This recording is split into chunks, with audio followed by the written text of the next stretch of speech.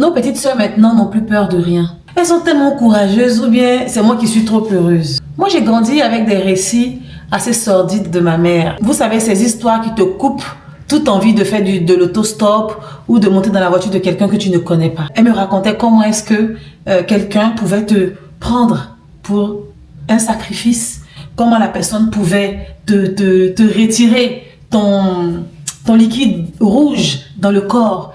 Elle m'a tellement effrayée que je suis devenue méfiante. Une fois que je ne te connais pas, je me dis que tout peut arriver. Mais aujourd'hui, on voit des sœurs, des petites sœurs qui acceptent des invitations d'inconnus dans des, dans des résidences, qui montent dans la voiture sans méfiance, qui font confiance facilement. Le monde est sale, chère petite sœur, le monde est sale.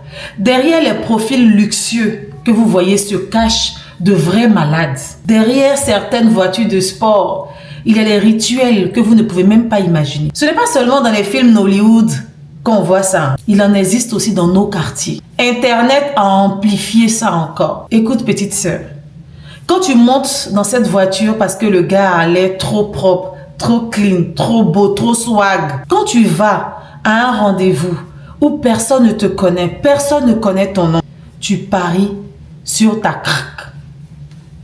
Et le diable ne porte pas toujours des cornes. Parfois, il porte une montre en or et un petit sourire de charmeur. Ma maman m'a toujours effrayée. Elle m'a toujours dit, le jour où tu montes dans la voiture de quelqu'un, elle me racontait même comment ça allait se passer. C'est une femme Annie qui n'a pas été à l'école. Elle me disait, voilà comment ils vont te récupérer. Voilà comment ils vont faire comme ça, comme ça, comme ça. J'ai toujours eu peur. Je pense que ces histoires-là m'ont sauvée quelque part. À l'époque, je riais.